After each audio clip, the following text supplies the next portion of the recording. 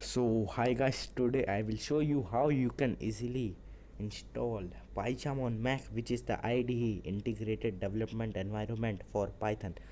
So let's get started.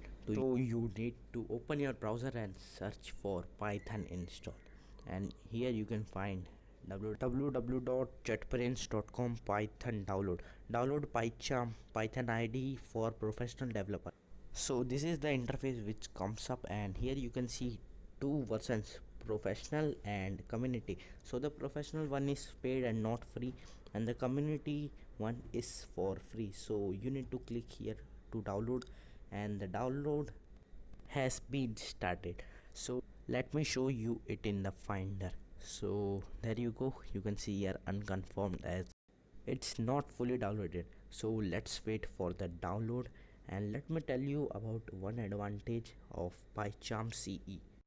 One of the most functional and important advantage it possesses is that it creates a virtual environment and you get many of the packages pre-installed. So let us just boost the download. You can see the downloading speed, and now it's downloaded. So let's just open it. You need to go on to downloads, and here you can find Pycharm. So sorry, you need to go in the downloads, and here you find Pycharm community. So it's opening. Yeah, it's opening. So now you need to drag it from Pycharm to application, and now you can easily open the app. Yeah, it's copying itself to applications, and after it is done you can easily open a file.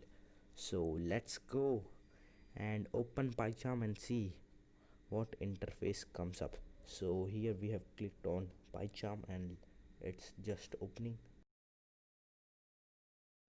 Yeah, so the verification is going on, and one warning will come like Pycharm C is downloaded from internet. Are you sure you want to open it?